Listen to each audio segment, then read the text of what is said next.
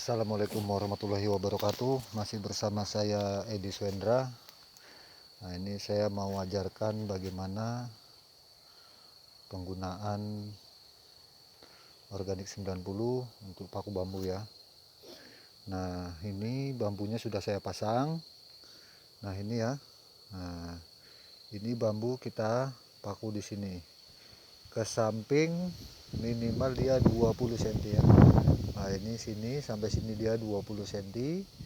Kemudian kalau yang dari sini ke atas, nah ini dari bawah dia ke atas 30 cm. 30 40 ya, boleh. 30 40. Nah, dia minimal 30 ya, 40. Dia semakin jarang semakin bagus dia. Nah, ini karena apa? Kulit bagian luar ini ya, kulit pohon tidak rusak kalau dia jarang. Nah, sehingga dia tetap bisa menyalurkan makanan ya, makanan yang diserap dari akar bisa naik sampai ke daun karena kulit ini tidak rusak ini ya. Nah, ini ataupun yang lain-lain ya, ini tetap menghasilkan kambium. Intinya tetap menghasilkan kambium. Kalau kulit bagian luar ini tidak rusak maka dibuat jarang ya. Ini saya buat sekitar hampir 40 ya. Nah, hampir 40 ini ya. Nah, ini 40. Nah, dia minimal itu 30 cm ya, 30 cm. Jadi dari bawah ke atas dia 30, ke atas lagi 30, terus ke atas sampai ke atas sana 30 cm. Kemudian dia dari sini ya ke samping dia 20 cm. Nah, dari samping sini dia 20 cm. Kemudian yang ini ke atas lagi dia tetap 30, 30 dan terus 30 ke atas. Nah, jadi dari samping ke samping dia ini 20 cm. Kemudian yang dari sini ke sini juga 20 cm terus. 20 cm minimal ya. 15 boleh. 10 cm juga boleh. Yang penting intinya kalau dia jarang, dia kulit pohon ini tidak rusak. Tetap menghasilkan kambium. Jadi gubal gaharu itu dihasilkan dari kambium ya. Jadi kalau kulitnya rusak, gubalnya dia tidak bagus, kurang bagus. Itu dia. Jadi dia ke samping 20, 20, 20. Jadi kalau ke atas 30, 30, 30 atau 30, 40 terserah kan. Yang penting intinya jangan kurang dari 30 cm. 20 ke atas dia nanti menyatu ini. Nah, ini 30 cm saja ini nanti menyatu ini. Seperti yang sudah saya posting ya. Nah, ini nanti menyatu ini, gubal ini menyatu, terus menyatu. Ini 30 cm. Jadi kalau 20 cm ya tetap menyatu juga. Jadi gitu. Nah, kemudian ini dari tanah sampai ke atas awal pemakuan itu minimal 1,20 meter ya. Nah, ini 1,20 meter ini jangan dipaku ini. Supaya apa? Nanti ini dia bisa keluar tunas baru ya. Supaya kita jaga supaya bisa keluar tunas baru nanti di antara 1,20 meter ini. Nah, setelah dia keluar tunas baru, tunasnya ini kita pelihara. Nah, jadi jangka 5 tahun, 10 tahun sampai dia sudah besar ya, bisa dikelola kembali. Kemudian nanti waktu panen paku bambu ini ditebang. Nah, ini ya, batas ini ya, batas bambu ini minimal dia, nah inilah 20 cm dari bawah bambu ini, 20 cm. Nah, kita potong ini ya, kita potong, berarti tinggallah 1 meter. Kemudian tunasnya ini kita pelihara, nah, biarkan dia besar nanti. Jadi untuk waktu panen ini kita potong, kita pelihara tunasnya. Nanti tunasnya dikelola lagi berapa tahun kemudian. Jadi proses ini untuk 1 kali tanam bisa panen berkali-kali. Nah, yang 1 kali tanam ini. Nah, kemudian bisa tunasnya lagi, kemudian di tahun berikutnya lagi begitu terus. Jadi ini pangkal bawah ini, nah ini tidak diganggu gugat ini sampai seberapa nanti dia besarnya, supaya bisa dinikmati hasil panennya sampai ke anak cucu kita nanti. Nah, itu. Ini prosesnya. Jadi jangan kita rusak ya. Karena kalau kita nanam lagi nunggu sebesar ini di atas 15 tahun ini ya. 15 tahun. Jadi kalau kita model rusak sampai ke bawah, kita panen, nah, kita tanam lagi, tunggu 15 tahun baru panen. Nah, ini dia penanaman baru. Nah, tanam baru dengan memelihara tunas itu lebih cepat lagi tunas baru. Nah, jadi kalau 5 tahun itu 5 tahun tunas baru dengan 5 tahun baru tanam itu besarnya beda ya. Mau 2 kali lipat atau 3 kali lipat. Nah, jadi kalau dia 5 tahun itu kita tanam sebesar paha, berarti kalau dia tunas baru dia mau sampai 2 kali besar paha ya, 2 kali besar paha. Nah itu dia. Nah, jadi petani gaharu Indonesia dari Sabang sampai Merauke mudah-mudahan bisa mengikuti cara ini ya,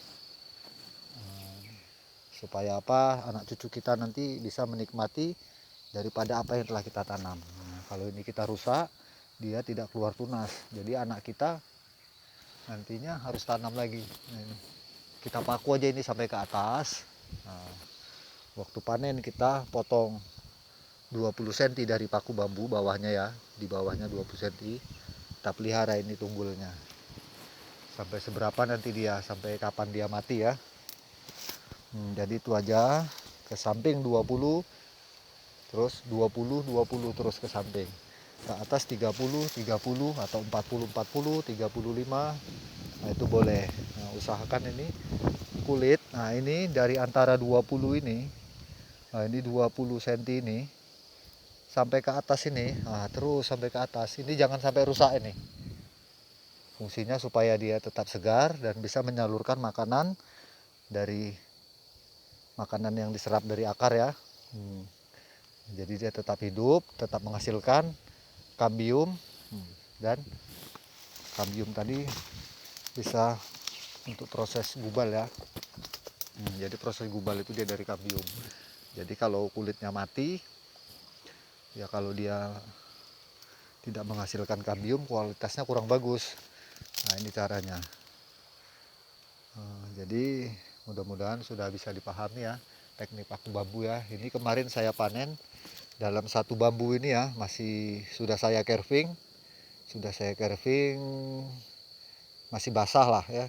Itu 3,5 ons satu bambu. Satu bambu ini sudah di carving, itu ada di postingan saya di YouTube ya. Itu di Facebook. Itu 3,5 ons dia. Nah, satu bambu 3,5 ons, ada yang 2 ons, 1,5 ons, dia tidak tentu ya.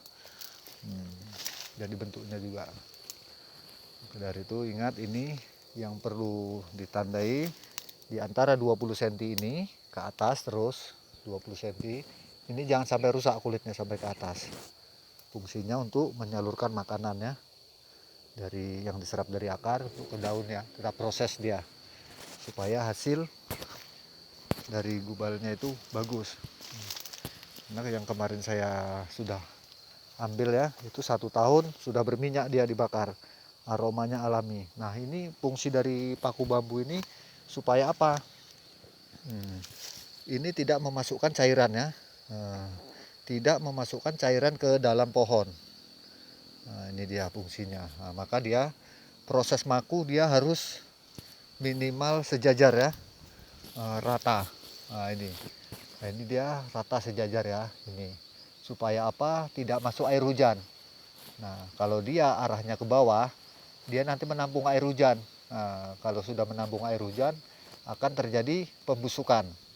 Nah, itu makanya gagal orang inokulasi itu ya, kalau dia masuk air hujan dia akan terjadi pembusukan, maka dipasang ini datar. Nah, yang lebih bagus lagi dia arah ke atas. Nah ini arah ke atas, jadi air hujan yang turun dia tidak masuk, mengalir dari bambu ini ya, tidak masuk ke dalam. Nah ini tidak masuk.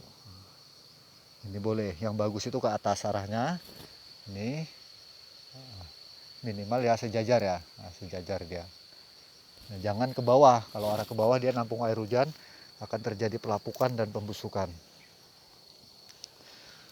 Jadi saya kira sudah bisa dipahami ya untuk proses paku bambu ini. Ini saya mengajarkan ke petani gaharu. Jadi kenapa paku bambu ini prosesnya mudah ya. Prosesnya mudah, bisa dilakukan siapa saja ya. Jadi petani gaharu tidak perlu punya pohon banyak itu ya, tidak perlu bagi hasil kepada pengelola ya, karena bisa kelola sendiri, semua bisa kelola sendiri. Ini tidak perlu dibor ini. Nah ini kita tidak perlu main bor, langsung paku. Nah langsung paku, bentuk bambunya seperti ini dia. Nah ini bentuk bambunya seperti ini. Nah, dia tajam begini ya, seperti kapak ya. Nah ini, nah seperti ini. Nah jadi langsung dipaku, posisinya berdiri begini, jangan begini, ini salah. Nah seperti ini dia. Nah itu, jadi ini kalau bambunya besar dia pecah ya. Nah ini dia pecah seperti ini. Kalau dia pecah, dia nantinya dia terjadi gumpalan-gumpalnya, dia gelembung ya, bulat dia.